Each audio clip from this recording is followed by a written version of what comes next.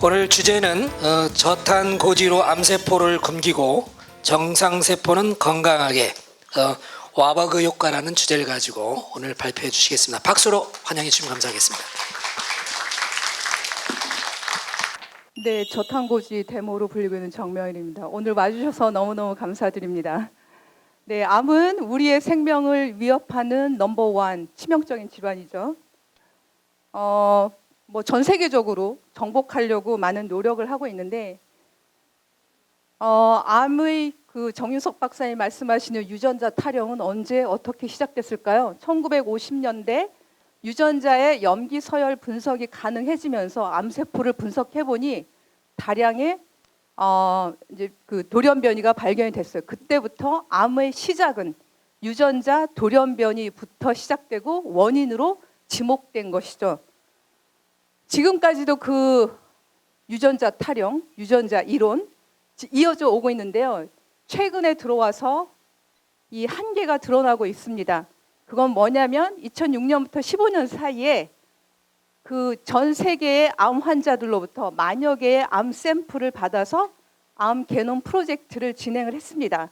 그런데 이 10여 년 사이에 발견된 암 관련 돌연변이가 1,000만 개예요. 이 중에 몇 개가 암을 일으키는 결정적인 돌연변인지, 그거를 차단하면 과연 암이 정복될 것인지 요원해요. 그래서 일각에서는 암 게놈 프로젝트는 실패했다라고 주장을 합니다. 실제 미국 정부에서도 국립암센터에서 맨날 똑같은 분야의 사람들끼리 돌아가면서 어떤 돌연변이, 어떤 종양 억제 유전자 맨날 그 타령만 하고 있으니 당신네들보다는 그런 거 전혀 모르는 물리학자들한테 연구하라고 돈을 주고 있는 상황이기도 하죠. 암에 대한 새로운 시각, 굳이 물리학자가 아니더라도 생명과학 분야에서 새롭게 제기되고 있는 이론, 그것은 핵에 있는 유전자의 돌연변이 때문이 아니라 미토콘드리아의 이상으로 인해서 대사가 저하되는 대사질환이다라고 제기하고 있습니다. 이 대사질환이라는 견해는 오토 와버그, 아까 정윤석 원장님께서도 말씀하셨는데 1923년에 이키 암은 대사질환이라고 제시를 했고요. 그 공로로 노벨상까지 받았죠. 정상세포에서는 혈당이 세포 안으로 들어오면 미토콘드리아, 산소가 존재하는 곳이죠. 여기에서 완전히 연소되는 거죠. 그 나무가 타는 것처럼 다량의 ATP가 형성이 돼요. 36개. 암세포는 미토콘드리아에서 연소되는 게 아니라 포도당이 젖산으로 계속 발효하는 이 과정을 무한 반복을 하죠. 겨우 2개의 ATP밖에 생성이 안 돼요. 굉장히 비효율적인 에너지 생성 과정이죠. 그래서 이 부족한 에너지를 보충하고자 이 과정이 정상세포에 비해서 200배, 정말 암세포는 혈당을 서킹, 빨아들여서 이 과정을 무한 반복하는 거죠. 죄송합니다. 왜 그러면 암세포는 포도당을 연소시키지 못하고 발효할까요? 전자현미경이라고 하는 기술이 나오고 나니까 사진을 찍어보니 정상세포의 미토콘드리아는 이렇게 막대기 모양으로 되어 있고 안에 표면적이 극대화하기 위해서 주름이 굉장히 많이 젖어 있죠. 그래서 연소를 효율적으로 진행할 수가 있는데 암세포는 보시다시피 미토콘드리아가 다 망가져 있어요. 연소시킬 수 없는 상황인 거죠. 그 다음에 이 미토콘드리아의 손상 정도가 심할수록 암의 병기도 커지고요. 악성 정도도 심해져요. 오케이. 요약을 하면 와버그 이론은 뭐냐면 암세포는 미토콘드리아가 구조적으로 기능적으로 손상되어 있기 때문에 포도당을 연소시키지 못하고 대신 발효시키는 대사 질환인 거죠. 암 발생은 미토콘드리아 손상부터 시작이 되는데 우리는 다양한 발암 원인들이 알고 있죠. 이 다양한 것들이 어떻게 암을 일으킬까요? 그동안 많은 연구자들이 이 다양한 것들이 어떻게 이 유전자, 핵 내에 있는 특정 유전자를 정조준해서 돌연변시킬까? 그게 굉장히 궁금했었죠. 풀리지 않는 의문이었고, 그런데 암을 대사질환이라고 규정을 하면 이해가 가요. 이 모든 발암 원인들은 종류는 다르지만 독소든 염증이든 저산소, 방사선 노출이든 이런 것들이 미토콘드리아를 손상을 시키면서 대사가 저하되고 그 결과 활성산소라고 하는 강력한 공격 요소가 발생이 되는 거죠. 이 활성산소는 계속 미토콘드리아를 손상을 시키고요. 2차적으로 핵을 공격을 하고 유전자를 랜덤하게, 특정 지역이 아니라 랜덤하게 유전자를 돌연변이를 시켜요. 암게놈 프로젝트에서 그 많은 돌연변이가 발생된 거가 이해가 되는 거죠. 미토콘드리아가 손상이 심해질수록 암의 악성은 커지고 그 와버그 효과, 젖산 발효는 더 많이 진행이 되는 거죠. 여기서 이 탄수화물 과잉 섭취도 활성산소를 생성하는 주 요인인데 우리는 지금까지 평생 탄수화물 위주의 식사를 해왔어요. 더불어 간식은 설탕으로 범벅이 된 그런 걸 먹어왔죠. 탄수화물은 이미 산화된 저등급의 에너지원이에요. 포화지방은 굉장히 고도로 환원된 고품질의 에너지원이죠. 이미 산소로 결합된 이러한 탄수화물이 미토콘드리아에서 대사될 때 활성산소가 굉장히 많이 형성이 돼요. 지방에 비해서. 실제 미토콘드리아 손상 정도를 동물 실험을 갖고 보면 탄수화물 위주의 식사를 할 때는 지방 위주의 식사를 할 때보다 미토콘드리아 손상 정도가 매우 심해지죠. 탄수화물 위주의 식습관을 평생 진행하다 보면 인슐린 저항성이 유도가 되는데 인슐린 저항성의 가장 큰 특징은 만성적으로 인슐린이 상승된 상태를 유지하는 거예요. 인슐린이 높은 상태에서는 이러한 다양한 암을 비롯한 다양한 만성 질환에 취약해지는데 그러면 인슐린은 암 발생에서 어떤 역할을 하길래 암을 유도할까요? 이 인슐린은 우리 잘 아시다시피 대사를 조절하는 대표적인 호르몬이죠. 그런데 이게 만성적으로 높은 상황으로 유지가 되면 세포 안에 이 신호 전달체계 mTO를 증가시키는 이 신호 전달 체계가 과활성화되면서 mTO가 증가되죠. 요게 증가된 상황에서는 와버그 효과, 포도당이 젖산 발효하는 과정으로 되고 암세포와 증식이 유도가 되는 거죠. 실제 세포 배양을 할 때 세포 배양을 할 때 인슐린을 추가해주지 않으면 암세포가 증식이 안 돼요. 암세포가 성장하는 데에는 인슐린이 절대적으로 필요하죠. 사람을 인슐린 수준에 따라서 세 그룹으로 분류했을 때 인슐린이 높을 때 하고 낮을 때를 비교해 보면 인슐린이 높은 사람들은 암을 비롯한 여러 만성 질환의 사망률이 훨씬 높고 인슐린이 낮게 유지되는 한 만성 질환에 의해서 죽지를 않아요. 우리는 인슐린을 높게 유지되는 걸 어떠한 식으로든 해결을 해야 되겠죠. 인슐린이 상승하는 근본 원인 어디서부터 시작될까요? 인슐린 저항성은 포도당이 완전 연소되는 이 미토콘드리아 이곳이 손상을 되면 병목 현상으로 포도당이 미토콘드리아에 들어가지는 못하겠죠. 결과적으로 혈당이 올라가고 인슐린이 상승되는 거죠. 인슐린이 상승하는 근본 원인, 인슐린 저항성의 근본 원인은 미토콘드리아 손상서부터 시작이 돼요. 그러면 암 예방 및 관리를 위한 식사는 어떻게 해야 될까요? 당연히 암의 먹이가 되는 혈당을 줄이고 세포를 암세포화시키는 인슐린을 낮추는 식사를 하면 우리는 암세포를 제어할 수 있겠죠. 케톤식이 아주 중요한 그 목표를 달성할 수 있는 식사죠. 케톤식은 지방 위주의 단백질과 탄수화물은 최소화된 그런 식사고요. 이 케톤식을 했을 때 지방의 분해 산물로서 케톤이 형성되죠. 굉장히 조그마한 물질이고요. 케톤은 미토콘드리아에서 연소가 돼요. 그래서 정상 세포만 케톤을 연소해서 에너지원을 끌어내서 생존이 가능하고요. 암세포, 미토콘드리아가 정상이지 않은 암세포는 케톤을 연소할 수가 없어서 에너지원을 끌어낼 수가 없어요. 그래서 케톤식을 하게 되면 암세포는 굶어 사멸하게 되고 정상세포는 건강하게 생존이 가능한 거죠. 동물 실험에서 보면 이 케톤식을 했을 때 그렇지 않은 쥐에 비해서 암 사이즈가 줄어드는 걸, 암 성장이 제어되는 걸 보이고요. 전이도, 다른 조직으로의 전이도 차단되는 것을 보고하고 있습니다. 저탄수화물 고지방 적용하기 어떻게 적용해야 될까요? 목표는 분명해졌죠. 먹이, 암세포의 먹이, 그다음에 암세포의 증식을 촉진하는 인슐린 이런 거를 정상화시켜야 되고 미토콘드리아 정상화시켜야 되고 여기에는 없지만 m토 그 아까 세포 증식이보다는 그 단백질을 억제해야 되겠죠.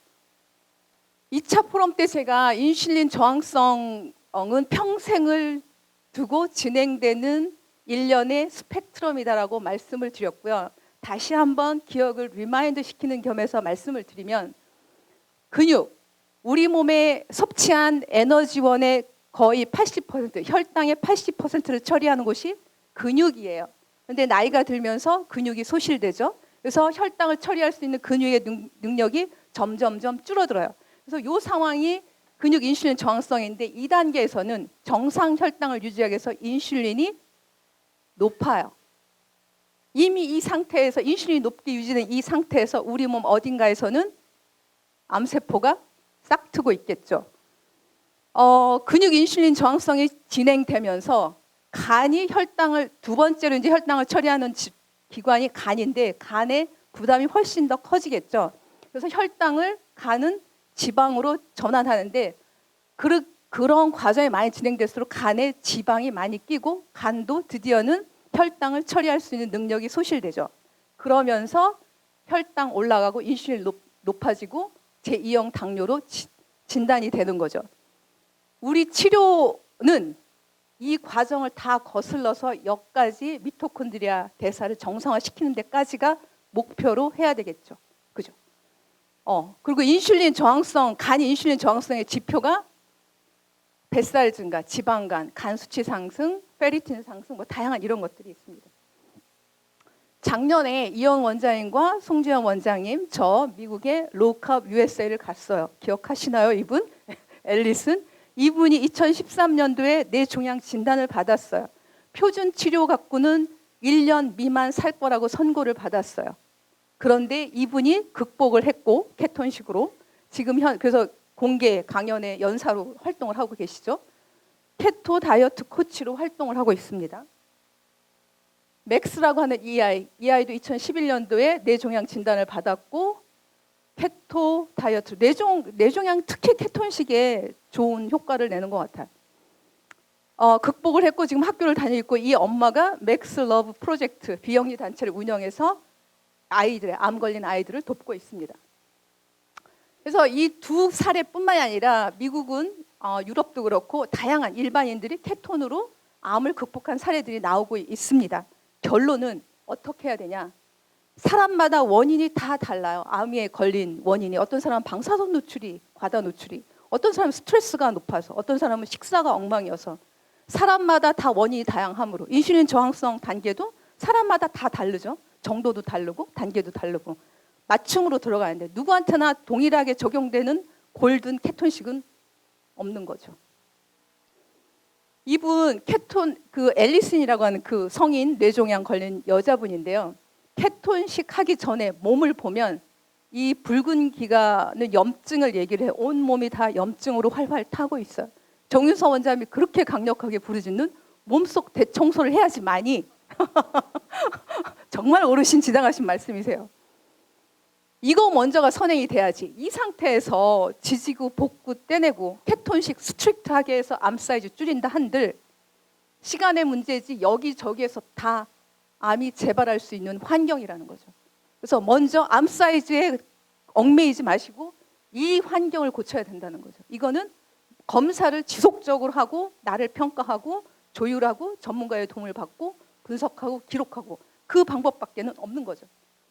먼저 암 환자들이 피해야 할 식품, 각종 가공식품, 이거는 미토콘드리아를 손상시키고 염증, 산화를 촉발하면서 암의 성장을 촉진하는 것들이죠. 정제 탄수화물들, 과일, 암 환자들이 유기농 과일은 굉장히 건강하고 나를 치료할 거라고 생각을 해요. 그래서 유기농 과일인데 절대 아니죠. 주스 굉장히 건강해 보이지만 절대 아니고요. 피해야 할 음식 세 번째, 건강하지 않은 지방. 케톤식에서는 지방을 많이 먹어야 하는데 먹지 말아야 할 지방은 시판되는 이런 식용유들, 오메가6가 많고요. 추출하는 과정에 산업적으로 많이 추출하는 과정에 산화가 많이 돼 있어요. 염증을 촉발하죠. 이런 거 위주로 먹으면 마가린, 쇼트린, 트랜스 지방의 주 고번이죠.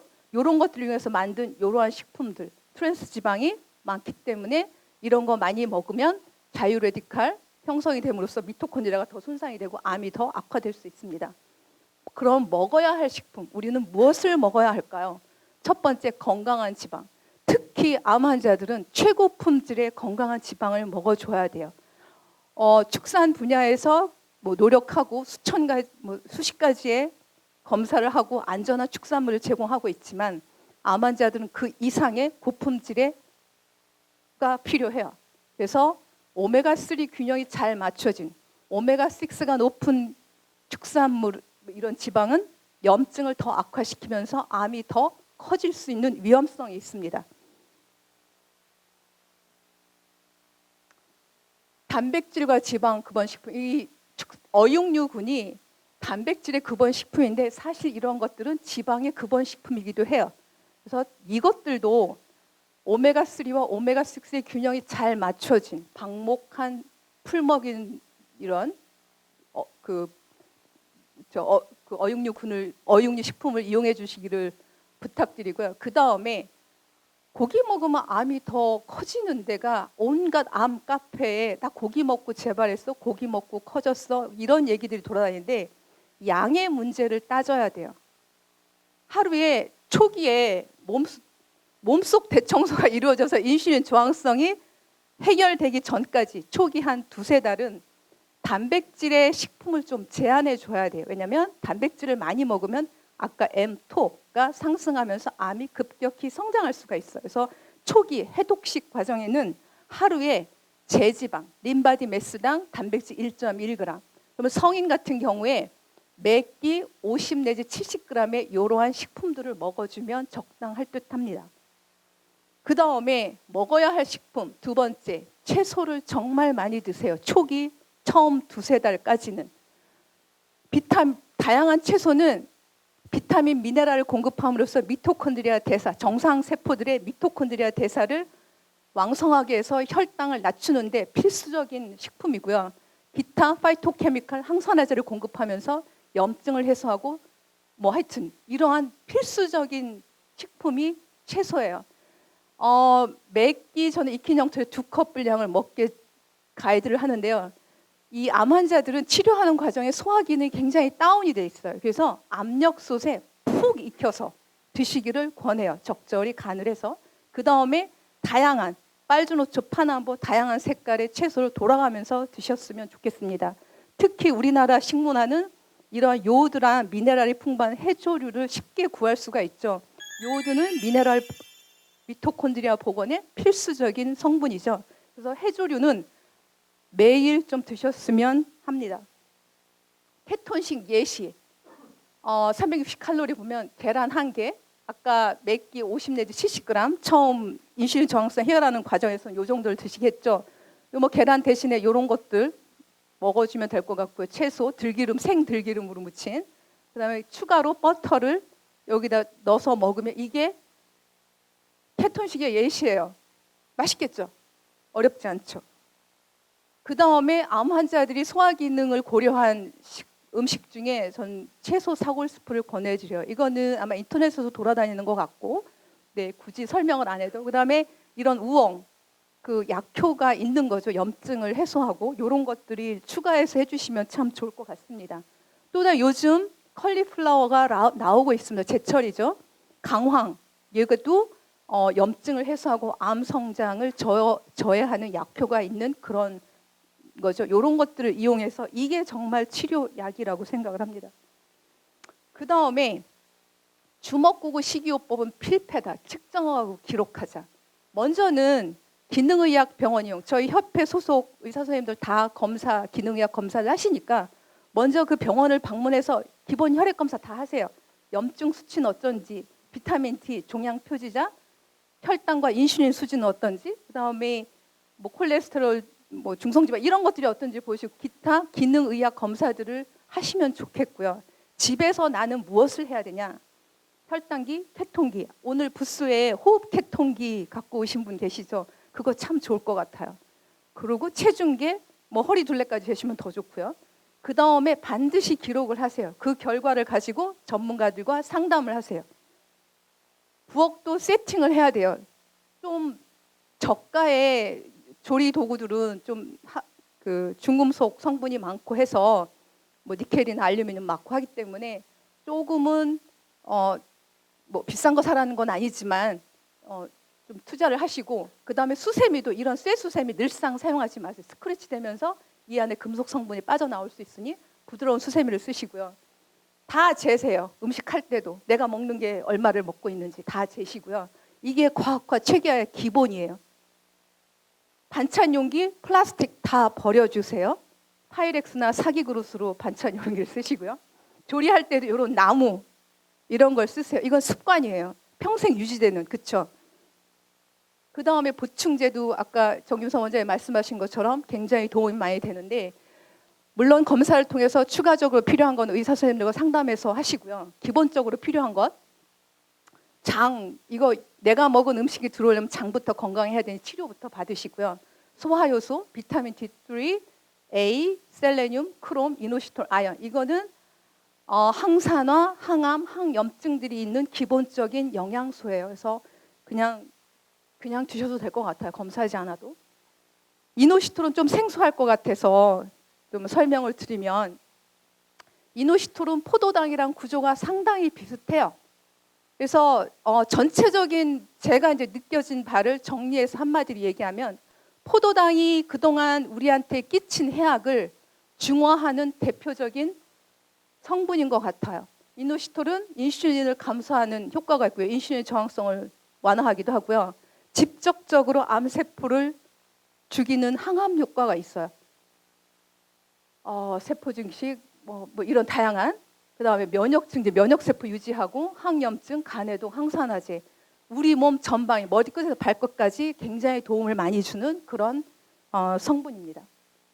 한 사례를 발표하도록 하겠습니다. 이분은 2016년에 남성인데 전립선 암이 발견이 됐고, 그래서 수술을 했어요. 로봇 수술을 했고 암 보험을 해서 거기서 다 커버를 해줬고, 야 좋더라 정말. 그리고 추적 검사를 하면서 전립선 종양 표적 PSA 수치가 계속 상승을 하는 거예요. 이 검사를 받아볼 때마다 이 환자분은 낙담과 무기력, 왜냐하면 본인은 온갖 정보를 다 얻어서 좋다고 하는 걸 다 하는데 이게 계속 상승을 하는 거예요. 정말 이 단계에 가니까 약간 패닉, 무기력감, 실패감, 절망감, 그냥 다 놔버리고 싶고 그런 거죠. 이때 요때 재발을 했군요. 그래서 이때 이제 방사선 치료를 하자고 하는데 제가 저탄고지 합시다 했더니, 야 고기 먹으면 암 더 커져, 나 죽으라고 하는 거야? 이러는 거예요. 그래서 양이 문제죠. 그런데 안 들어. 주변에 너무 많은 정보들이 쏟아져 들어와요. 그래서 혈액 검사는 어땠어요? 그랬더니 다 정상이야 이러는 거예요. 그래서 혈당은 그게 조금 높더라 이래요. 그래서 혈당이 높으면 재발률이 높아요. 암은 그걸 먹고 살아. 그랬더니 약간 솔깃해하더라고요. 딴 거 하지 말고 혈당부터 관리를 해봅시다 라고 했고, 모발 검사했더니 당연히 이거 볼 패턴 우리 다 알죠? 인슐린 저항성 패턴, 수은도 높아요. 이거는 간 기능이 저하돼 있음을 의미해요. 간의 인슐린 저항성 상태인 거죠. 처음 보니까 113이에요. 그래서 뭘 먹었나 했더니 유기농 과일을 먹었어요. 그래서 과일 중단하세요. 과일을 끊으니까 혈당이 좀 떨어져요. 근데 계속 여기서 맨맨맨 하는 거예요. 이때 올라간 거는 카레가 건강한 줄 알고, 우리나라 카레는 전통적으로 이 감자를 많이 넣죠. 새끼를 주말에 그걸 다 드신 거예요. 감자는 건강하지 않아서 탄수화물 식품입니다. 하나하나 이거 기록하니까 이런 상담이 가능한 거죠. 그래서 내려왔어요. 그래서 요때 이제 내려간 거죠. 산에 올라가서 신선한 공기를 마시면 산소가 좋잖아요. 그리고 근육을 움직여주니 혈당 소모가 많아지면서 좀 떨어집니다. 운동을 해야 되겠구나를 깨닫는 거죠. 가고 또 이제 이렇게 하면서 어떤 때 올라가면 왜 그렇지 하고 보면 초상집 가서 늦게 와서 잠을 못 잤어요. 숙면이 중요하구나. 그런 날은 혈당이 올라가요. 또 스테로이드, 피부에 스테로이드 연고 바르면 또 쭉 올라가요. 그러면서 하나씩 잡아가는 거죠. 그런데 2달 후에 이때 요번 추석이었죠. 추석에 과일도 먹고 떡도 먹었는데 신기하도다. 혈당이 안 올라가는 거예요. 뭐냐면 이 단계에서는 미토콘드리아가 어느 정도 회복이 된 거예요. 포도당을 처리할 수 있는 능력이 올라간 거죠. 그리고 이분이 10월 30일 가서 검사를 했어요. PSA 수치가 어땠을까요? 떨어졌어요. 방사선 치료 안 해도 되는 거죠. 이거를 얘기하면서 이분은 엄청난 자신감과 무기력감에서 벗어났어. 아, 암이 별거 아니구나. 내가 내 손으로 통제 가능한 질환이구나.